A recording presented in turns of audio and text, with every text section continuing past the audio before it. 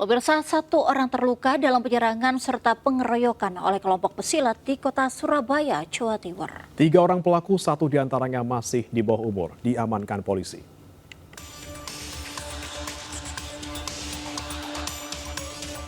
Dari rekaman CCTV, kelompok pesilat ini menyerang pengunjung warung kopi dengan melempar helm serta merusak motor di Jalan Kelakah Rejo, Benowo, Surabaya.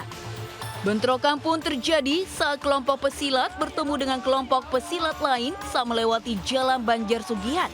1 orang terluka parah akibat terjatuh dan tertinggal rombongan.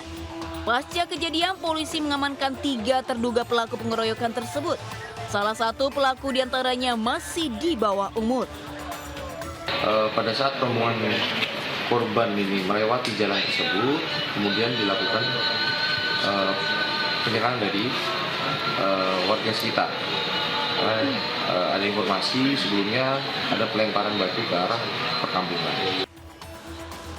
Akibat perbuatannya, 2 pelaku pengeroyokan dijerat pasal 170 KUHP dengan ancaman hukuman paling lama 5 tahun penjara. Sementara 1 pelaku anak di bawah umur dilakukan wajib lapor. Dari Surabaya, Nur Syafi'i, iNews melaporkan. Sakit hati jadi motif pembunuhan seorang pria di Jalan Asmat, Kalideres, Jakarta Barat. Dari pelaku, polisi mengamankan barang bukti 2 senjata tajam dan 1 senapan angin yang digunakan untuk membunuh.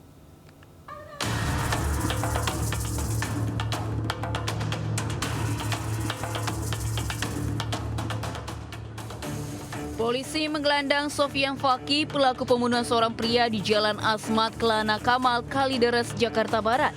Ia ditangkap pasca melakukan penganiayaan terhadap Falani, 38 tahun, yang tak lain adalah temannya sendiri hingga tewas saat dalam perjalanan ke rumah sakit.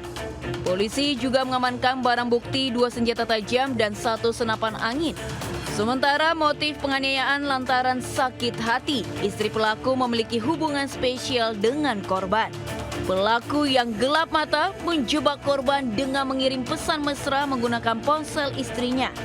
Saat bertemu dengan pelaku, korban sempat melarikan diri hingga terjatuh dan penganiayaan terjadi. Akibatnya, korban menderita luka parah di bagian dahi, leher, tangan, dan jari. Dan memang si korban hadir untuk mengklarifikasi hubungan mereka. Namun karena emosi, pelaku kemudian mengejar korban hingga tersungkur, lalu jatuh dan membabi buta menggunakan sebilah golok. Kemudian adik korban berupaya untuk memisahkan, pelaku mengejar adik korban. Sebelumnya, warga geger saat pelaku melakukan aksi penganiayaan sambil membawa sajam di Kalideres, Jakarta Barat. Meski korban sempat dilarikan ke klinik terdekat, namun naas nyawanya tidak tertolong akibat terlalu banyak darah yang keluar. Dari Jakarta, Rizky Voluvi, iNews melaporkan. Pemirsa, 2 sepeda gunung milik seorang warga Pamulang, Tangerang Selatan, Banten, raib digondol kawanan maling. Aksi pencurian tersebut terekam kamera pengawas CCTV.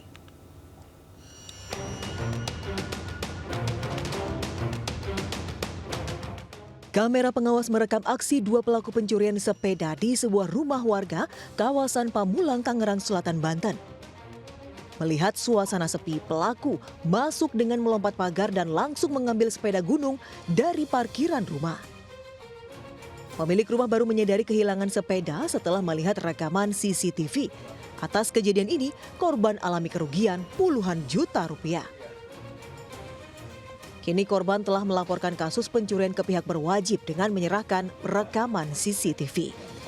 Dari Tangerang Selatan, Banten, Unung Purnomo, iNews melaporkan. Polisi menangkap seorang polisi gadungan usai menipu warga dan polisi. Polisi gadungan yang mengaku berpangkat perwira itu membuat dokumen resmi lembaga negara dengan menggunakan teknologi AI.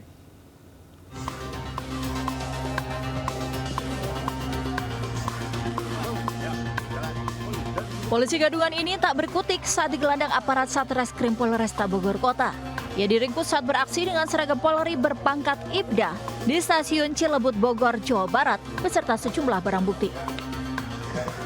WK, pria 28 tahun ini, mengaku menipu warga dan perwira Polri dengan modus sebagai anggota BIN Bea Cukai dan polisi.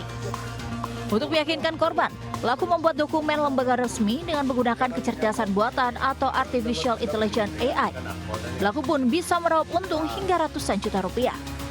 Selain dia berkedok menjadi polisi, ada yang menjadi bea cukai, BIN. Ketika dalam melancarkan aksinya, yang bersangkutan atau WK ini mendapatkan beberapa sejumlah uang. Kini polisi masih melakukan pendalaman terhadap pelaku untuk menguak kasus dugaan pemerasan dan penipuan tersebut. Dari Bogor, Jawa Barat, Andi Firmansyah, iNews melaporkan. Pemirsa, ratusan strip obat-obatan terlarang diamankan dari 2 pria di kawasan Palmerah, Jakarta Barat. Sementara para penjual obat pun melarikan diri saat razia dilakukan.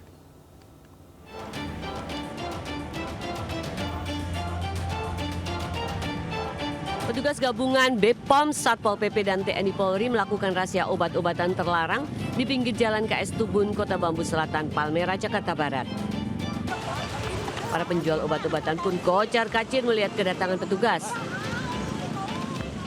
Bahkan 2 wanita penjual obat terlarang melakukan perlawanan hingga melarikan diri. Petugas menggelandang 2 pria penjual obat-obatan terlarang dan dibawa menuju kantor Kecamatan Palmerah.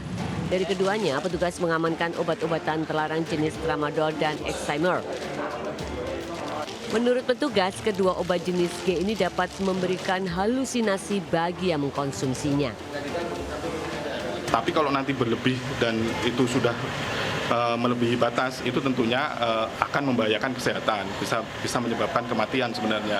Karena ini obat-obat yang masuk golongan obat-obat tertentu yang harus dengan resep dokter, tidak bisa dijual bebas. Kedua pria yang tertangkap dibawa ke Panti Sosial Kedoya untuk dibina. Sedangkan obat-obatan sitaan diserahkan ke BPOM Jakarta untuk dimusnahkan. Dari Jakarta, Rizky Falufi, iNews melaporkan. Pemirsa, praktik pengoplosan gas LPG bersubsidi 3 kg subsidi ke tabung gas non-subsidi dibongkar polisi di kawasan Bekasi, Jawa Barat dan Jakarta Selatan.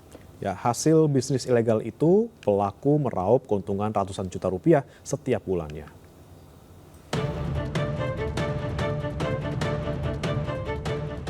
Sembilan pelaku pengoplosan gas LPG subsidi 3 kg ke gas non-subsidi 12 kg diamankan dari 3 wilayah, Bekasi, Jawa Barat, Jakarta Barat, dan Jakarta Selatan.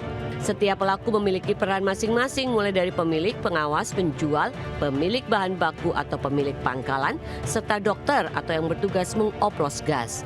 Keuntungan dari bisnis ilegal ini hingga 100 juta rupiah. Pelaku mengaku menjual gas LPG 12 kg seharga Rp210.000 dan mendapat keuntungan sebesar Rp80 hingga Rp100.000 per tabung. Sedangkan untuk gas LPG 50 kg dijual Rp1 juta dan mendapat keuntungan Rp600.000 per tabung. Pihak Pertamina Patraniaga menghimbau masyarakat agar membeli gas LPG 3 kg subsidi hanya di pangkalan resmi saja. Kami ada agen-agen industri yang melayani LPG ini. Harganya pun kompetitif. Apabila satu hotel ataupun restoran mendapatkan harga yang jauh dari harga pasar, itu patut kami curigai seperti itu. Untuk mempertanggungjawabkan perbuatannya, para pelaku dijerat pasal Undang-Undang Migas dengan ancaman hukuman 6 tahun penjara. Dari Jakarta, Helmi Sajangbati, iNews melaporkan. Ke informasi lainnya pemirsa, saya mau nanya ke Angel nih, kalau makan suka pakai sambal nggak? Aduh suka, aku suka banget sambal. Sambal apa emang? Sambal biasanya bikinan aku sendiri. Sambal apa? Sambal bawang? Sambal terasi? bawang dan tomat ya. Sambal, bawang dan tomat. Tapi kamu cobain sambal seruit deh. Seruit itu apa ya sambal seruit itu? Jadi sambal seruit itu tuh makanan ataupun sambal khas Lampung. Rasanya tuh pedes sama seger dan bisa jadi alternatif kalau kamu lagi bosen sama sambal yang biasanya. Aduh menarik banget ya, karena tidak perlu jauh-jauh ke Lampung nih Bre. Karena di Tangerang Selatan ada satu kedai yang menyajikan makanan khas Lampung yang otentik. Kesana cus.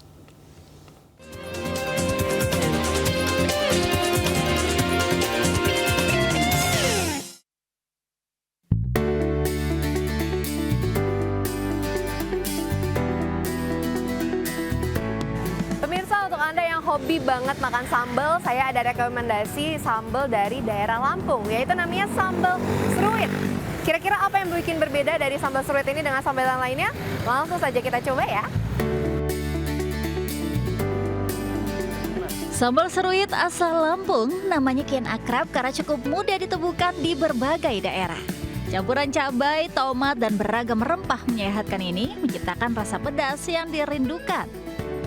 Makan sambal nyeruit atau makan rame-ramai. Kenikmatan khas sambal semakin terasa dengan dikelilingi beragam sajian lauk dan tempoyak menggugah selera. Menu andalannya pindang baung, ikan bakar gabus, pindang patin juga ada, gurami, nila, ayam pun ada ayam. Ini kan makanan khas, makanan sehari-hari yang makanan yang nggak campur macem-macem ya, cuman rempah-rempah kayak jahe, serai. Nah, yang membedakan cara menyantapnya. Sambal rampai disajikan langsung di atas cobek, lalu masukkan tempoyak atau durian fermentasi. Ikan bakar, tahu, dan beragam lalapan segar bersatu dengan tempoyak menciptakan sensasi pedas yang bikin ketagihan. Rasanya ingin nambah terus. Iya, tadi kayak kita udah nyeruit nih untuk sambal seruitnya udah dicampur-campur dengan berbagai macam lauk yang ada di sini. Seperti ini. Dan nantinya ini kita langsung makan bareng sama nasi yang terpisah dari cobeknya ini. Pengunjung yang datang tidak hanya orang Lampung saja yang merantau. Pengunjung dari berbagai daerah juga menikmati sajian ini. Baru tahu pas lewat. Tadi Mbak, gimana rasanya Mbak? Pedes. Tapi memang suka pedas Mbak? Iya, tapi ini pedes. Rasa sambal yang segar dan pedas membuat penikmatnya tidak akan cukup sekali saja berkunjung ke restoran sambal seruit khas Lampung ini. Dari Tangerang Selatan, Banten, Naura Syafika, Ari Setiawan, Ayus melaporkan. Pemirsa, salah satu rumah makan Padang ini terus berekspansi membuka outlet baru di salah satu mal di Jakarta. Dan tentunya dengan tetap mempertahankan cita rasa khas Indonesia.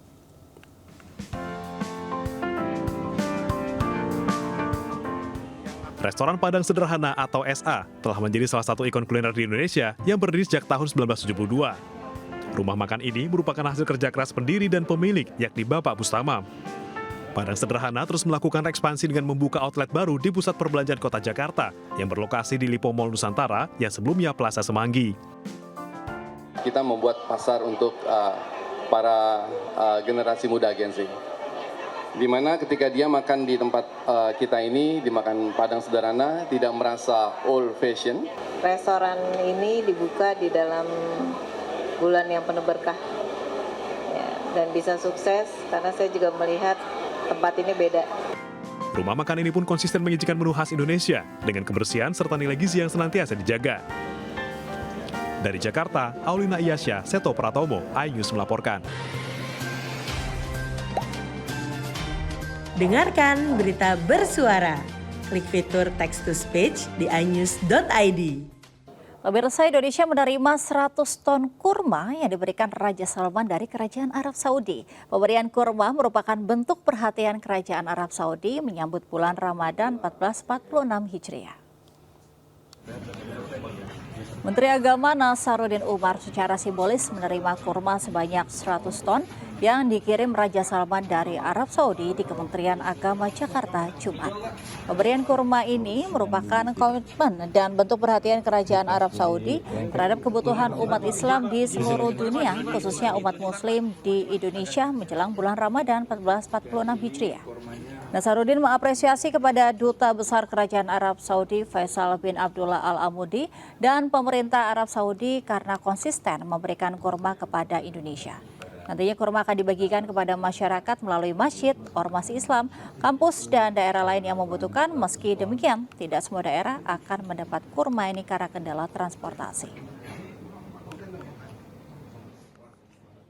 Sebanyak 100 ton, 4 kontainer. Satu kontainer itu 25 ton. Dan langsung beliau sendiri, Duta Besar Saudi Arabia memberikan penyerahan kurma kepada kita. Itu dari kerajaan Saudi Arabia. Dan setiap tahun Saudi Arabia selalu mengirimkan kurma sebanyak itu sebagai tanda cinta pemerintah Saudi Arabia terhadap rakyat Indonesia. Informasi lainnya pemirsa, 3 orang terluka tertimpa reruntuhan tembok akibat terjangan angin kencang di Surabaya, Jawa Timur. Sementara di Majalengka, Jawa Barat, minibus dan rumah warga rusak tertimpa pohon tumbang. habis kena puting beliung. Sebuah tembok di pom bensin ini ambruk akibat dihantam hujan deras disertai angin kencang selama 1 jam lebih di Jalan Tanjung Sari, Surabaya, Kecamatan Sukomanunggal. 3 korban yang tengah berteduh saat itu terluka akibat tertimpa reruntuhan. Ketiga korban kemudian dibawa ke rumah sakit mitra keluarga. 1 korban mengalami luka di tulang belakang akibat terjepit bangunan, sedangkan korban lain mengalami luka di bagian lutut dan kaki kanan. Katanya itu temboknya ambruk. Setelah itu ngebruki orang yang di bensin tadi. Terus yang satunya kebekat pakai aneh, yang satunya itu pinggulnya itu bolong. Selain itu, akibat hujan badai, sejumlah kontainer di Jalan Kalianak, Surabaya jatuh berantakan menimpa truk. Beruntung tidak ada korban jiwa. Masyarakat pun diimbau untuk tetap waspada terhadap potensi cuaca ekstrim yang masih bisa terjadi. Dari Surabaya, Nur Syafei, iNews melaporkan.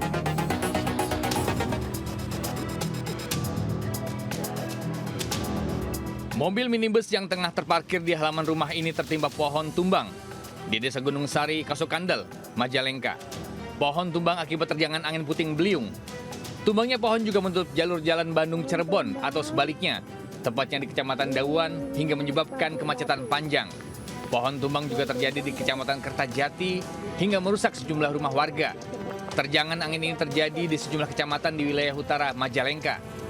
Terjadinya angin yang mengakibatkan bangunan rumah di Kecamatan Kertajati, sehingga hari ini tim gabungan sedang melaksanakan proses evakuasi terhadap pohon tumbang dan juga sedang melaksanakan proses pendataan serta evakuasi terhadap bangunan yang mengalami rusak akibat angin kencang. Hingga kini petugas masih melakukan pendataan kerusakan, baik rumah warga atau yang lainnya, akibat terjangan angin puting beliung. Dari Majalengka, Jawa Barat, Muhammad Zaini Johadi, iNews melaporkan. Pemirsa, Presiden Prabowo Subianto mengumpulkan para ketua umum Parpol Koalisi Indonesia Maju (KIMPLES) di kediamannya di Hambalang, Bogor, Jumat siang. Sejumlah Menteri Kabinet Merah Putih juga tampak hadir dalam pertemuan tersebut.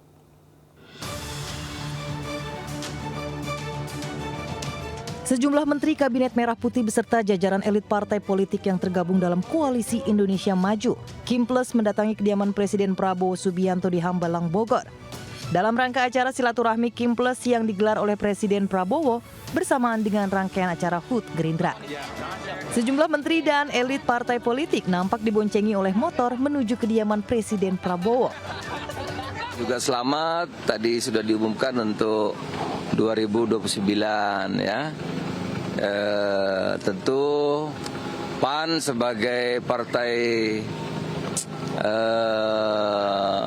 teman seperjuangan, teman setia pada saatnya akan diajak bicara.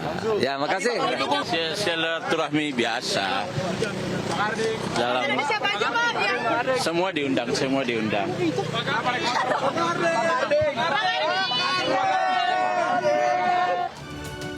Selain jajaran Kabinet Merah Putih dan elit partai politik yang tergabung di KIMPLES, Presiden Prabowo juga turut mengundang sejumlah kepala daerah. Dari Bogor, Jawa Barat, tim Liputan iNews melaporkan.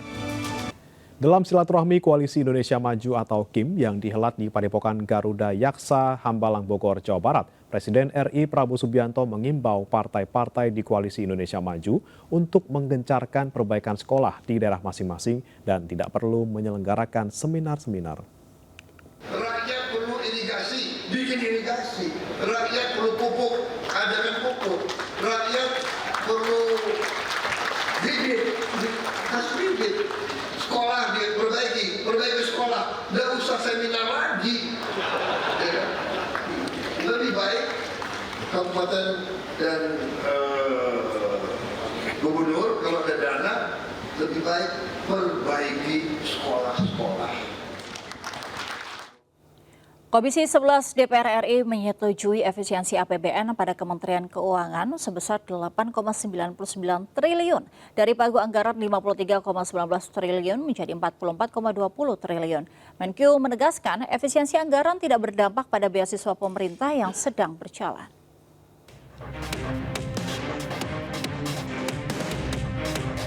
Menteri Keuangan memastikan beasiswa pemerintah yang sedang berjalan tidak akan terpengaruh pemangkasan anggaran Presiden Prabowo. Beasiswa yang sedang berjalan seperti LPDP, Program Beasiswa Pendidikan Indonesia di bawah Kemendikti-Saintek, dan Program Beasiswa Indonesia Bangkit di bawah Kemenak tetap berjalan sesuai kontrak. Anggaran Kartu Indonesia Pintar atau KIP sebesar 14,69 triliun yang dialokasikan untuk 1.040.000 mahasiswa tidak mengalami pemotongan atau pengurangan. Beasiswa Kartu Indonesia Pintar tidak dilakukan pemotongan atau pengurangan. 40.030 siswa beasiswa penerima LPDP, Kemendikti-Saintek yaitu Beasiswa Pendidikan Indonesia, dan Beasiswa Indonesia Bangkit di bawah Kementerian Agama juga tetap berjalan sesuai dengan kontrak beasiswa yang sudah dilakukan. Sri Mulyani juga menegaskan bahwa tak ada pemutusan hubungan kerja atau PHK tenaga honorer di kementerian dan lembaga imbas pemangkasan anggaran. Dari Jakarta, Hadisti Arifa, Ade Supriyatna, Ainus melaporkan. Pemirsa, kemeriahan Cap Gomeh 2025 berlangsung di Kota Bogor, Jawa Barat. Masyarakat sangat antusias dan memadati jalan raya untuk menyaksikan parade Cap Gomeh di tahun ular kayu ini.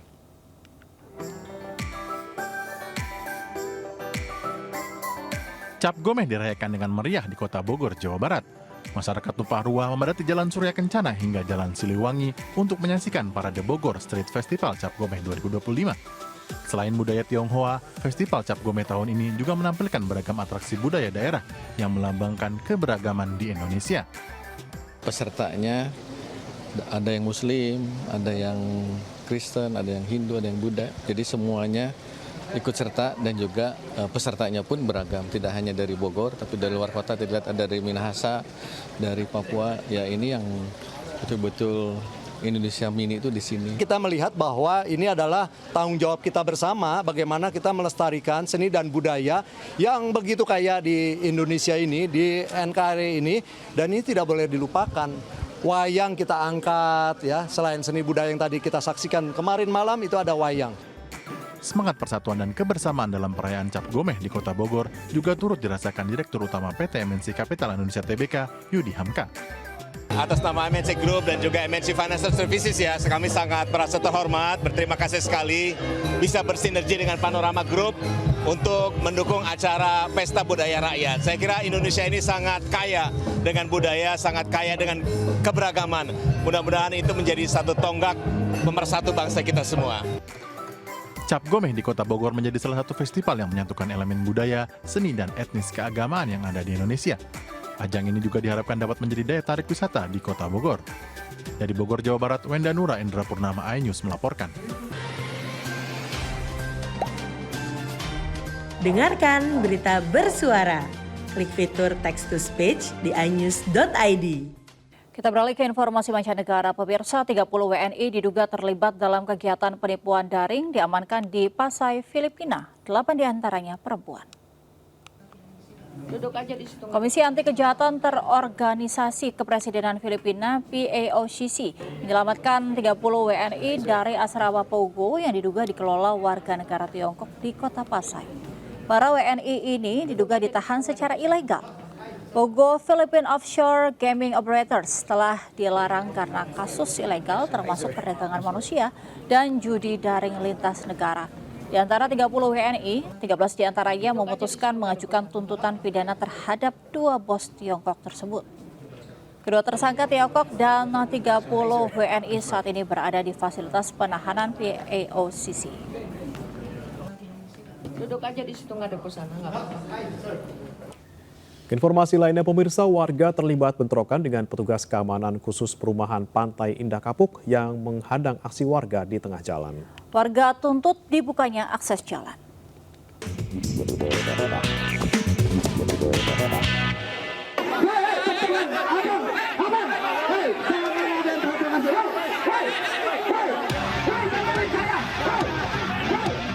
Bentrokan pecah setelah penghadangan aksi unjuk rasa dilakukan petugas keamanan khusus dari Pantai Indah Kapuk Penjaringan, Jakarta Utara. Warga yang sedang berorasi semakin terprovokasi setelah salah satu warga ditangkap paksa oleh petugas keamanan. Upaya paksa petugas keamanan khusus perumahan elit ini dalam membubarkan aksi unjuk rasa warga membuat bentrokan semakin tak terhindarkan. Saling serang menggunakan batu dan kayu pun terjadi antara warga dan petugas keamanan khusus tersebut. Aksi unjuk rasa digelar warga dengan tujuan meminta membuka akses jalan yang ditutup oleh tembok dan batu. Guna menghindari bentrok susulan, petugas keamanan, polisi, dan TNI pun bersiaga di sekitar lokasi. Dari Jakarta, Sofian Firdaus, iNews melaporkan. Menghindari minibus yang menerobos lampu merah, satu City Car ringsek menabrak tiang marka jalan di kawasan Menteng, Jakarta Pusat.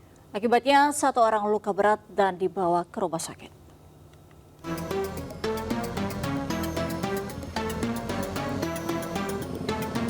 Mobil jenis City Car ini ringsek di bagian depan usai menabrak marka jalan di Jalan Imam Bonjol, Menteng, Jakarta Pusat. Kecelakaan terjadi saat sopir menghindari minibus yang menerobos lampu merah dengan kecepatan tinggi. Sopir yang terkejut akhirnya menabrak marka jalan, sementara minibus melarikan diri. Akibat kecelakaan ini, penumpang City Car menderita luka berat dan dilarikan ke rumah sakit. Ini yang mbak yang di belakang itu luka semua sih, cuman yang mbak yang di depan ini paling parah. Nggak tahu sih, kena kakinya lah. Oh, dibawa kemana bang? Ya? Dibawa kemana? Rumah sakit? Tahu, kayaknya di RSCM atau apa? RSCM ya. Untuk kepentingan penyelidikan kasus kecelakaan ini sudah ditangani unit Laka Lantas Polres Jakarta Pusat. Dari Jakarta, Rio Manik, iNews melaporkan. Pemirsa, Bendahara Umum DPP Partai Demokrat Renvil Antonio tewas setelah mengalami kecelakaan saat mengendarai motor gede di jalur Pantura Asem Bagus Situbondo, Jawa Timur. Korban tewas setelah terpental lebih dari 100 meter usai menabrak sebuah pickup.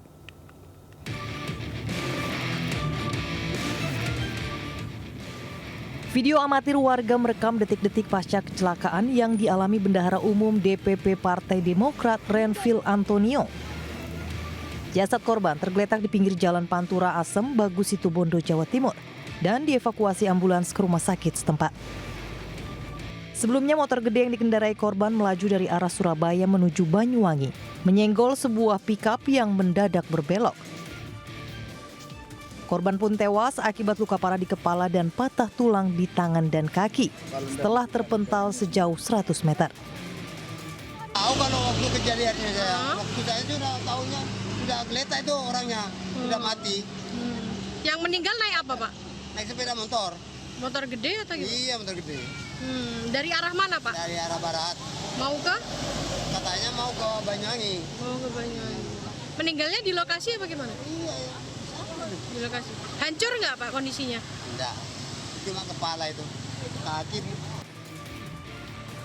Usai kejadian, polisi langsung menggelar olah TKP dan mengamankan sejumlah barang milik korban dari lokasi kejadian. Sopir pickup kini dalam pemeriksaan polisi. Dari Situbondo, Jawa Timur, Rizky Amirul Ahmad, iNews melaporkan. Kebakaran melanda dua rumah di permukiman padat penduduk di Poncol Jaya, Mampang, Jakarta Selatan. Dugaan sementara api berasal dari korsleting listrik kabel charger di lantai 2 rumah yang dijadikan kos-kosan. Kobaran api membakar dua rumah warga di permukiman padat penduduk di Jalan Poncol Jaya, Mampang, Jakarta Selatan.